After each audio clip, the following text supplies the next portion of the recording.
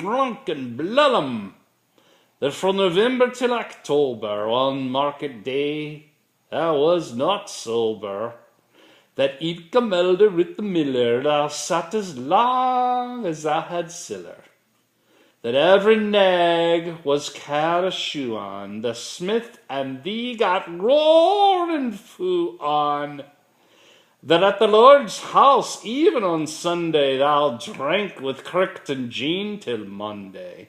She prophesied that late or soon thou would be found deep drowned in Doon, or catch it with the warlocks in the murk by Alloway's old haunted kirk.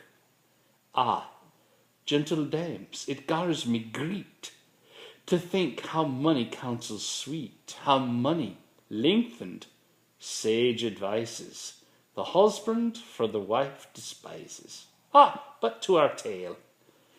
On market night, Tam had got planted unco-right, fast by an ingle blazing finely, with reaming swats that drank divinely, and at his elbow stood Johnny, his ancient crusty drovey crony. Tam loved him like a very brother. They had been full for weeks together. That night drove on with sinks and clatter, and aye, the ale was growing better. The landlord and Tam grew gracious, with secret favours sweet and precious.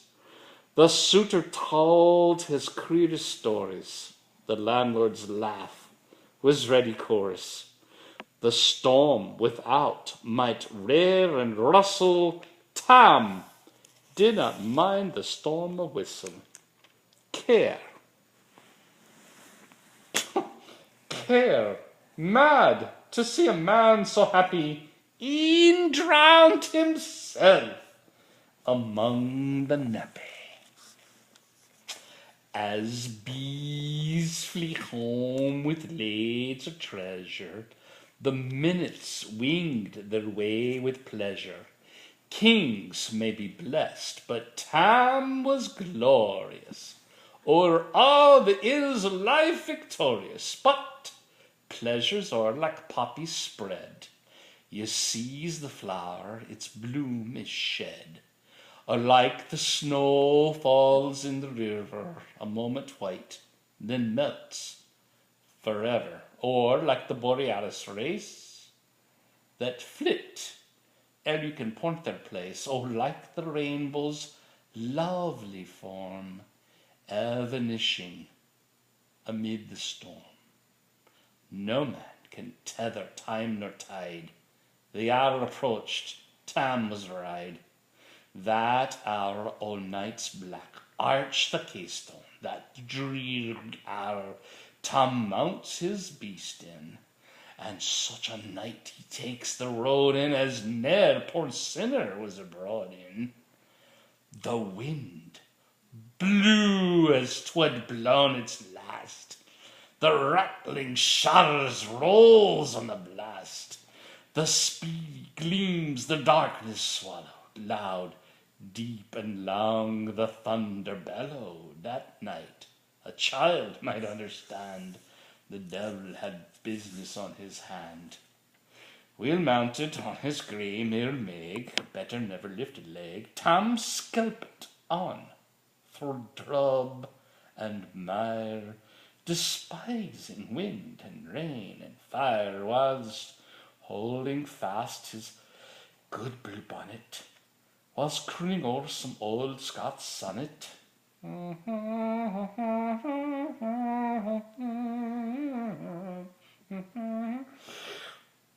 Whilst glowering round with prudent cares, lest bogies catch him unawares. Kirk Alloway was drawing nigh, where a ghost and its nightly cry. By this time he was across the ford, where in the snow the chapmen smothered, and past the broken nickel stone where drunken Charlie broke his neck bone, and through the winds and by the cairn where the hunters had found the murdered bear. And near the thorn aboon the well, where Mungle's mother hanged herself, before him Doon pours all his floods. The doubling storm roars through the woods. The lightnings flash from pole to pole. Near and more near the thunders roll, when, glimmering through the groaning trees, Kirk Alloway seemed in a blaze. Through ilka pore the beams were glancing, and loud resounded mirth and dancing, inspiring bold John Ballycorn. What dangers thou canst make us scorn. With Tiffany we fear no evil. With Uskapa we'll face the devil. The swats so reamed in Tammy's noodle. Fair play he cared not dares a boodle. But Maggie stood right sore astonished, till, by the heel in hand, admonished, she ventured forward on the light, and woe Tam saw an unco sight. Warlocks and witches in a dance. No cotillion brought new from France, but hornpipes, jigs, strathspeys, and reels put life and metal in their heels. A winnock bunker in the east, there sat old Nick in the shape of beast, a tussy tyke, black, grim, and large. To give him music was his charge. He scrolled the pipes and got them skirled till roof and rafters all did dirl. Coffins stood round like open presses that showed the dead in their last dresses, and by some devilish contrip sleight, each in its cold hand held a light, by which heroic Tam was able to note upon the holy table the murderer's bands in gibbet arms. 'Twas spelling we unchristened bands. A thief new cutted from a rope, with his last gasp his gap did gape.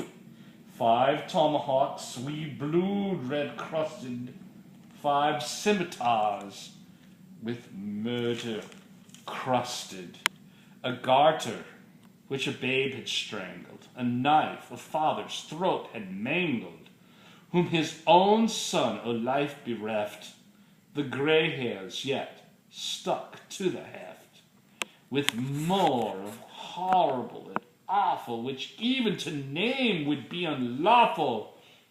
3 lawyers' tongues turned inside out, with lies seamed like a beggar's clout. 3 priests' hearts rotten, black as muck, lay stinking vile in every nook. As Tammy glowered, amazed and curious, the mirth and fun grew fast and furious. The piper loud and louder blew, the dancers quick and quicker flew. They reeled, they set, they crossed, they clicked, till ilka Carlin swat and reeked and cussed her durries to the work, and linked at it in her sark. Now Tam O Tam, had they been queens, a plump and strapping in their teens, their sarks instead of creasy flannin being snow-white 1700 linen, their bricks o' mine, my only pair, that once were plush o' gilt blue hair, I would have given him off my hurries for the blink o' those bonny birdies, but withered beldams, old and droll, rigwoody hags, went spina full, looping and flinging on a crummock. I wonder did not turn thy stomach, but Tam gained what was what full brawly. There was all one winsome wrench and wally, That night enlisted in the corps, long after kind on Carrick shore, for many a beast to dead shot, and perished many a bonny butt, and shook Beth mickle corn and bear, and kept the countryside in fair. Her, Cuddy Sark, o Paisley horn, that while a lassie she had worn, in longitude, though sorely scanty, it was her best, and she was banty.